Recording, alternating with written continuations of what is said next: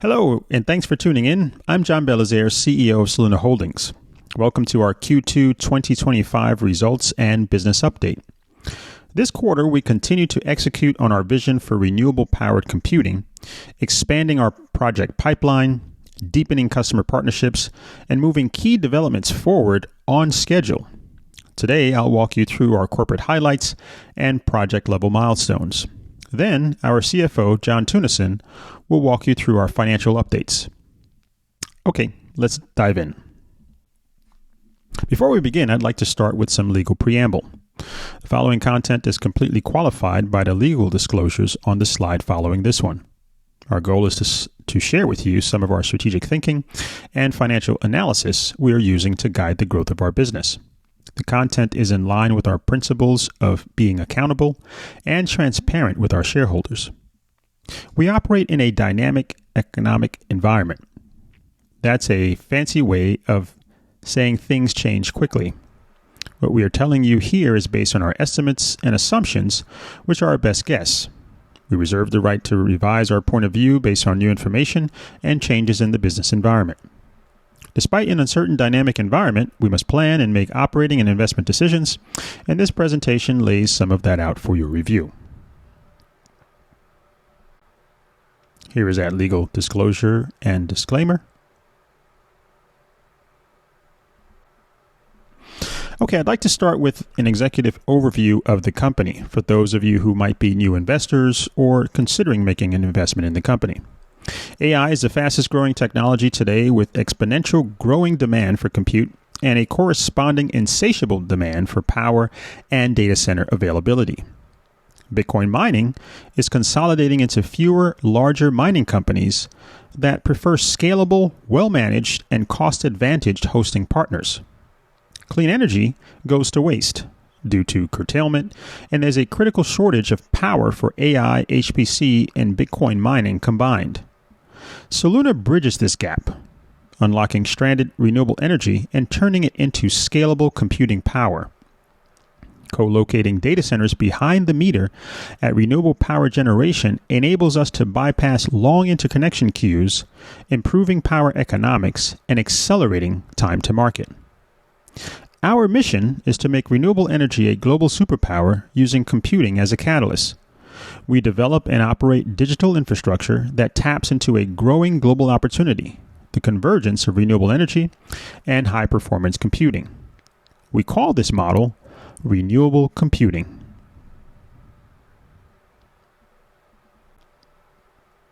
Now I'd like to take you through some important operational highlights before we get into the financial update. Let's take a look at some of our key operating metrics. Our installed hash rate is 3.1 exahash, which is up from Q1. Our megawatts managed is now 89 megawatts, which is an increase from 75 in 2024, which includes the first phase of Dorothy 2 ramping up in Q2. Our goal is to grow our operating fleet well over 700 megawatts in the coming years. Q2's revenue exceeded $6.2 million. You'll see more about that in the financial highlights with John Tunison in a minute. The average power cost was $33 per megawatt hour. We continue to hold steady in industry-leading prices for our power. We have consumed over 164,000 megawatt hours, helping our power partners deal with their biggest challenge, which is curtailed energy. We have completed a series of transactions over the last few quarters that exceeded $53 million to help us to drive and support the growth of the business. Our power development pipeline is now well over 2.8 gigawatts, which is up from Q1. We've been at 2.6 now for a while, and that now continues to grow. And our average joules per terahash is less than 27 joules per terahash. This is a sign that our customers are bringing to us some of the more advanced fleet machines to deploy in our facilities.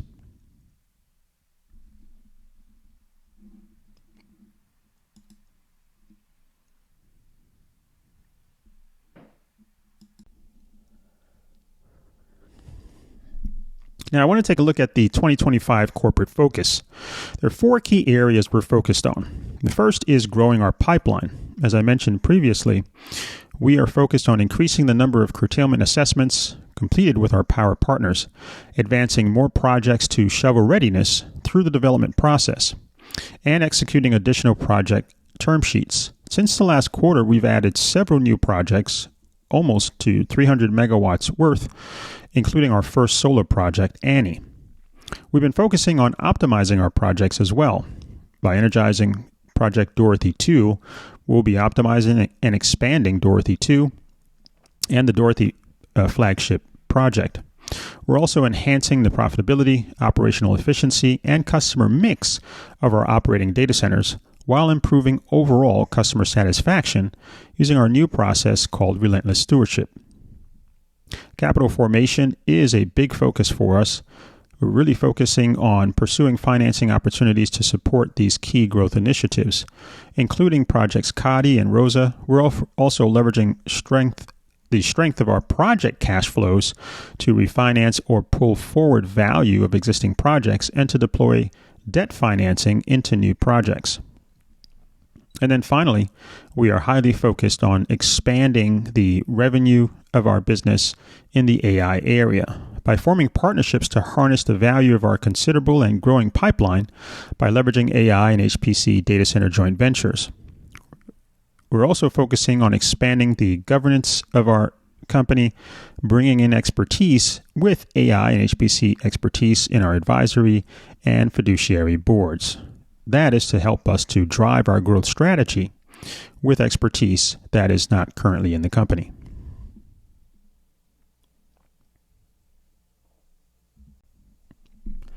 Let's take a look at our projects and some key highlights in the last quarter. Let's start with Project Sophie. There are 4 key things that I want to share about Project Sophie. This is our 25 megawatt facility in Kentucky.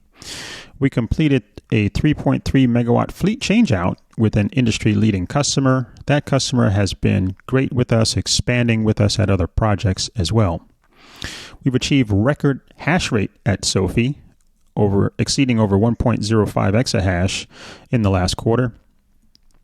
And we are also improving Q2 uptime by 9% from the first quarter.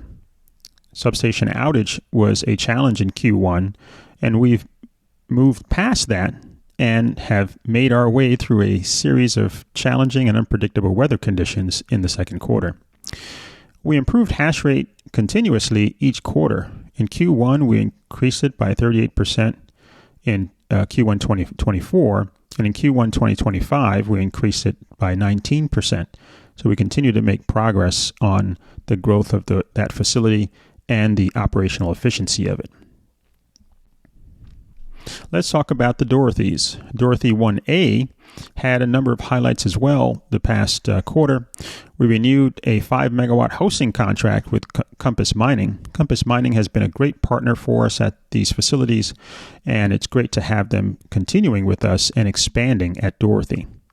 We upgraded the fleet for Bitmine and Compass during driving hash rate improvements to well over 20% in the first quarter 2025 versus the first quarter 2025. And we also completed PDU software upgrades to improve site curtailment response and improve the equipment life of our electrical equipment. Dorothy 1B, we've also been focusing on improving the efficiency of that facility. We completed an action plan for consolidation of a series of miners in the facility. We procured advanced PDU infrastructure to support new generation miners that we plan to bring into the facility. And we also completed PDU software upgrades to improve the curtailment response and the lifespan of the equipment. Dorothy 2 is the exciting expansion of the Dorothy flagship project. As you recall, it's a 48 megawatt expansion of the site. We have been under construction at the facility for a few months now. Phase 1 construction achieved substantial completion in May. We made progress on phases 2 and 3. In fact, as of the recording of this, we completed phase 2 and are beginning to roll in new customers there. We expanding hosting contracts with leading miners like Blockware, Compass Mining, and another very well-known top-tier miner as well. Those three combined allowed us to fill the facility from a contract perspective, and we're now making our way through the completion of construction and roll-in as well. We made progress with Phase 1 with customer machine deployments and are now starting to expand into Phase 2. We also onboarded a Phase 1 team to help support the operations of the new facility. Very exciting times at D2. Let's talk about Kati 1. Kati 1 is our 166 megawatt new flagship project in the southeast of Texas. We signed a $20 million investment commitment from Spring Lane Capital to launch construction. We also completed a 50 megawatt substation installation and completed ERCOT load modeling. So Kati is now squarely shovel ready, and we're starting to make plans here as we finalize the EPC contract and planned mobilization, which we hope to start here very soon. As of the time of recording, we should be starting construction in the next few weeks here in August. We negotiated hosting agreements for a 48 megawatt partner with a leading partner that we have a relationship with. In fact, as of this recording, we announced that's Galaxy Digital, and we're very excited about that partnership. That allows us to expand the first phase of Kati to 83 megawatts, and that will bring our operating footprint much higher than what we had planned, and so that's a very exciting update. So to take a step back and summarize, we've had a number of accomplishments in Q2 2025. We talked about the $20 million investment from Spring Lane, our longtime partner, into the project Kati with up to $100 million investment in future projects. So we've got some great capital support from them. We managed to maintain our 19% gross margin from Q1, and we also expanded hosting contracts with some of the leading miners, as I mentioned before. Project milestones are also expanding. 166 megawatt Kati, we secured the land, and that project is now shovel ready. Rosa, the 187 megawatt project, also achieved land security. Project Hetty and Ellen signed term sheets, and we're now beginning the definitive agreement process and also kicking off the ERCOT planning process. Our new solar project, Project Annie, we signed a term sheet there and also starting the planning process, engineering, etc. related to that project. Our long-term pipeline is 2.8 gigawatts, as I mentioned before. That's up 0.2 gigawatts in June and 164,000 megawatts of curtailed energy monetized. Very exciting times for Soluna at this point. Now, I want to take a forward look into Q3 and Q4 to give you a sense of some upcoming catalysts. In Dorothy 2, we're planning to energize Phase 2, so that's already underway. In fact, as of this recording, we have completed that. We have completed financing and breaking ground on Kati 2. We are continuing to work on expanded project-level capital formation progress. You'll hear about that in the coming quarters. We have a host of development work underway for projects Rosa, Hetty, and Annie. We are on schedule with planning the completion of Phase 3 in Dorothy by the end of this year. We have new project announcements that we hope to announce in the coming quarters, which will greatly expand the development pipeline up from 773 megawatts into a new all-time fantastic target. We have performed the initial site. We hope to perform the initial site energization of Kati 1 as we look toward the end of this year and begin to energize the first phase of Kati as well. So it's going to be a very exciting next few quarters. Stay tuned as we announce some of these updates in the coming press releases. I now want to turn over the presentation to John Tunison, who will take you through the Q2 2025 financial highlights. Thanks, John. First, I want to lead with What are our year-over-year revenue and gross profit drivers? And this is specifically Q2 of this year to Q2 of last year. And to foreshadow a bit, you're going to hear largely a similar story to what we told in Q1, because the drivers are largely the same, but to a smaller extent. And this has to do with the timing of the halving, which happened during Q2 of last year, whereas first quarter year over year had full impacts of halving and just general Bitcoin and hash price movements. So again, we have four key drivers. There is the Bitcoin halving and hash price impacts. Halving occurred in April of last year, so there was a partial pre-halving and a partial post-halving in the prior year numbers. And again, the Bitcoin movements over the last year, which I'll show you in a later slide, came down, flattened to a large extent, and have drifted down slightly since quarter one of this year. So that's still an impact, and I'll quantify that and show you how that impacted our results. We have been and continue to aggressively and strategically change out customers. This is part of our normal operations, and it's what we do in order to secure more profitable, higher efficiency machines and customers in the normal course. And we've done this at all of our operating sites, and we're excited about the new customers and existing customer extensions that we brought in at Dorothy 2 as it ramps up. Again, we've had, to a lesser extent than Q1, outages. We did not have any material unplanned outages, but as we continued to build up Dorothy 2, and specifically as we changed out customers, we had some outages that had some limited impacts. And then the demand response, I would say we had normal seasonality. This is basically normal there are 4 periods within the year. 2 of them, the winter and the summer, are a bit higher, and the straddle periods are a little bit lower. The straddle period, the first one being during the spring, which impacts Q2. Additionally, when you start looking versus a year ago, there are more participants in the demand response program, and therefore the bid rewards are a little bit lower year over year as a result of that.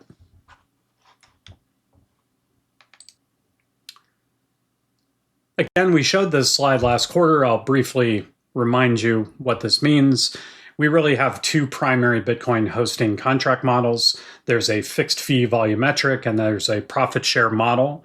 We recently, throughout Q1 and Q2, have shifted a bit more of the mix towards profit share, and I'll show you that in the next slide, what our current megawatts under each model are. And to remind you, when you have more exposure to profit share, if hash price goes up, your gross profit goes up because you share in that. But conversely, if it goes down, your gross profit share goes down. Electricity, you're passing that through. It does, to a secondary extent, impact the customer's profit. So it does impact your profit share, but to a lesser degree than when you're passing that as a fixed fee. And therefore, there is no effective gross profit cap when there's a profit share model in place. And we think having a mix between the two and moving our mix towards profit share is the right thing to do at this moment. And over time, I would expect this mix to vary back and forth. But this is something that we're actively managing and will continue to be. So here's the current mix that we have. You'll see that we shifted towards profit share during Q1. We've added volume in the form of D2, and you can see that we've brought the bulk of that volume on in volumetric. Again, kind of a planned evolution to balance between the 2 models, and I would expect that to continue to occur. So I won't rehash this entirely, but what has been the impact of halving and hash price on our gross profit? Again, the halving did occur. You can see that very clearly in the blue line on the chart where the hash price is reflected. It dipped down and then has been largely stable, but somewhat declining. And you'll see that decline from Q1 to Q2 has had a slight impact. Specifically, we went from about $54 per petahash to $51 per petahash between Q1 and Q2. And obviously, the halving impact did occur. You can see also in here that we do mitigate this exposure by maintaining that mix of models. So we do prop mining at Dorothy 1B. We have 45 megawatts of profit share hosting at Dorothy 1A and Sophie, and then we've brought on the additional volume at Dorothy 2 on that volumetric model. And that's how we manage these exposures as these numbers do and will likely continue to move around over time. So what does this mean for revenue by quarter? We improved quarter over quarter from Q1. That is an important thing. That's part of the plan. That's as we energize Dorothy 2, and you should continue to see that as we go forward. And versus a year ago, obviously, the halving had a pretty significant impact on us, and you see that in the numbers as well. So again, I alluded to upward movement. You can see the improvement in our hosting model revenues driven by bringing on new customers, customer changes in existing megawatts, plus the addition of the Dorothy 2 hosting customers. You can see partial offset. I talked about moving from the winter period to the spring period on demand response. And we had a slight uptick in prop mining. This is largely related to number of miners, availability, and efficiencies. Miner impact of a little over 100,000 quarter over quarter. When you look at it from prior year, again, we've talked about the halving hash price impacts. You'll see the Dorothy 1A contract type changes. I will caveat this is shown in revenue, but it is directly offset in the cost of revenue. So when you get to a gross margin basis, which I'll show you here in a minute, that impact is neutralized. You can see the prop mining is off just shy of 600,000. Again, this is the number of miners that are actively mining has decreased, and the efficiency of those, as you would expect as miners age, has been a bit lower as well. And again, there are some year-over-year demand response impacts, but overall, very much driven by the halving and hash price impacts. So on a gross profit basis, what we see is a leveling and a stabilization of our gross profit, which we think is good. It's actually up slightly from Q1, but these are driven, as I said, largely by the halving. The contract model change does not impact gross profit because our cost of revenue offsets the drop in revenue. And you do have the demand response, normal, seasonal, and then over the longer haul year-over-year impacts that I've already talked about. General and administrative, my tendency is to say there's not a big story here, and I think that is the takeaway. We're doing a good job of managing our costs. If you look versus a year ago, despite considerable growth in our business, I mean, think about it. We've nearly completed the construction of Dorothy 2. We're ramping towards Kati. We've expanded our backlog substantially to over 2.8 gigawatts, all while maintaining strong cost discipline and not allowing our costs to balloon. We've seen some puts and takes in compensation expenses. Stock comp is a little bit up. Salaries and benefits are off a little bit. We've spent some more in legal fees, but in general, this paints the picture that we know we are doing a good job of managing these costs, and that is a key focus of ours. And because of all that, remember, revenue stabilized coming up, gross profit has stabilized coming up, costs contained, largely flat.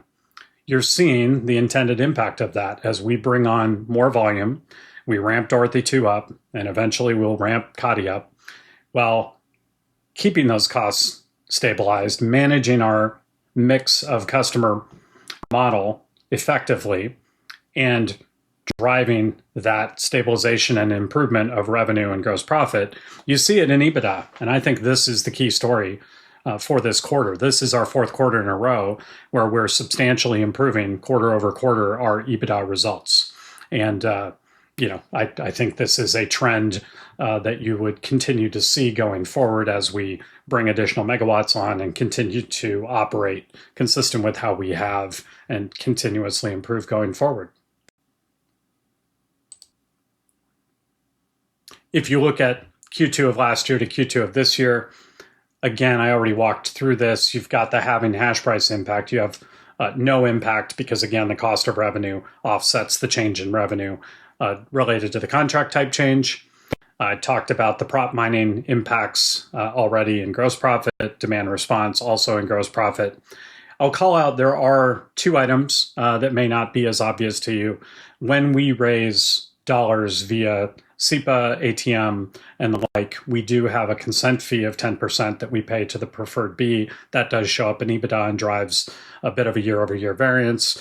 Think of that as, the cost of raising the equity. It's it's a positive sign that we are now actually sustaining with those equity raises, and that's a good thing. And the lost generation fee on CODI, that basically is a result of as we have done the substation upgrades and things like that. We've had some costs associated with that are not captured within the project. We've had some elevation in our professional fees, and then it's offset by basically a whole lot of other smaller items for a net impact of actually favorable. Here you can see how our revenue, cost of revenue, and gross profit have evolved or are evolving by project specifically. So I think you can see in here our different revenue models between proprietary mining or hosting, and you can see the relativity between our cost of data hosting, and the hosting really reflects the split and the mix that we've shown you between our customer contract models. And obviously you have things like depreciation on our proprietary mining that you don't have in the hosting model to the same extent.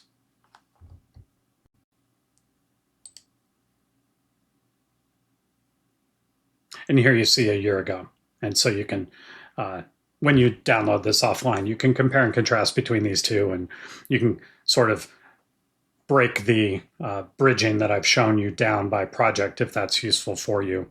But I think I've covered all the highlights of the movements between the different projects, primarily driven by the customer mix and model shifts. And obviously, Dorothy 2 is a complete, positive impact year over year.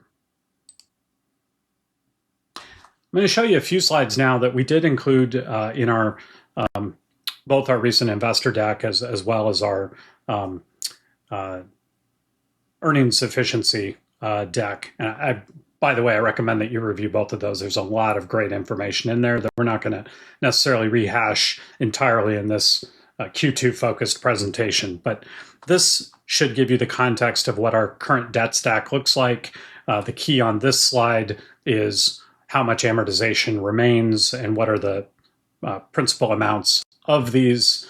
Keeping in mind the NYDIG Marie borrowing is not amortizing, and the Springline equipment note that is either paid off in cash or as equity uplift in projects on an ongoing basis. And I'll talk to you about what I think is the more important way to look at this on this slide, which is where did these debt tranches sit in our org structure, and very importantly, where are they or are they not secured? And so let me start in the middle. The two in kind of the brighter blue, those are what I would consider to be up the fairway project debt financing. Galaxy Note, we announced that earlier this year. That was a $5 million principal note. It is at Project Sophie, secured by Project Sophie's assets with no parent company guarantee, and it's continuing to amortize and will continue over its 5-year term. The Springline facility is essentially pre-financing for equipment purchases, and that is either repaid by us in cash or we can elect to have that roll into the project as an equity uplift for Springline. And that's related to projects that we're obviously doing together as joint ventures, for example, Dorothy 2, CODI, et cetera. The one on the left, Project Marie, that note is no longer really active. That project has been shut down. NYDIG seized collateral. They filed a lawsuit. The lawsuit was won. There are no more assets there. That is in a fully bankrupt remote entity. And because it hasn't reached final conclusion, it still sits on our balance sheet, but there's really no activity there. And you can read about all of our comments about the NYDIG situation in our notes in the Q2 filing if you want more information on that. The one note that does have parent company guarantee recourse up to the topco is the Green Cloud note. This was the note that was $12.5 million in principal that we did last year to finance the HPE cloud deal that we strategically terminated earlier this year. So that note, working with our lender, who is very supportive, we made some modifications to that and are continuing to service that debt out of Soluna Holdings and foresee that going to term, which was a 3-year term, now about 2 years remaining. We continue to amortize that note. You can look for more details in our notes as well on that facility. So I think it's important to note we have not encumbered the topco with a lot of debt. We've brought positive project level debt in Project Sophie. And, I think going forward, I think debt at a project level becomes an option because we're demonstrating that our operating projects do generate high quality financeable cash flows. The last 3 slides I'm going to show you, this first one, these are all in the earnings power presentation, by the way, but this shows you essentially the rate that we think we're going to energize megawatts on. You can see that in the table on the left and on the chart on the left. And, it's not exactly doubling, but we like to think of it as doubling year over year. And it certainly is going forward based on our current projections. And if you were to convert all of that energy into Bitcoin hash rate, which may or may not be the case. Obviously, we also are looking at AI HPC data center projects with some of the megawatts as well. But if you were to do that and you were to achieve what we think is a reasonable improvement in efficiency from about 25 joules per terahash today to about 15 joules per terahash by 2027, you would see how that would translate in terms of exahash of hash rate that would be online. So we would go from, where we're at today, kind of in the mid single digit range, all the way up to, closer to above 50 in this case. I think that's helpful to contextualize the rate at which we're growing and ramping. These next 2 slides are going to be exactly the same with one key difference. This first one is a base case at $55 hash price, and the next one will show you at a higher hash price. So again, with the same ramp that you saw on the previous slide, this is how you might look at, for illustrative purposes, how our revenue will grow over the coming years. Keep in mind the first bar there is just the second half of 2025. That's not a full year to compare. And you can see strong growth.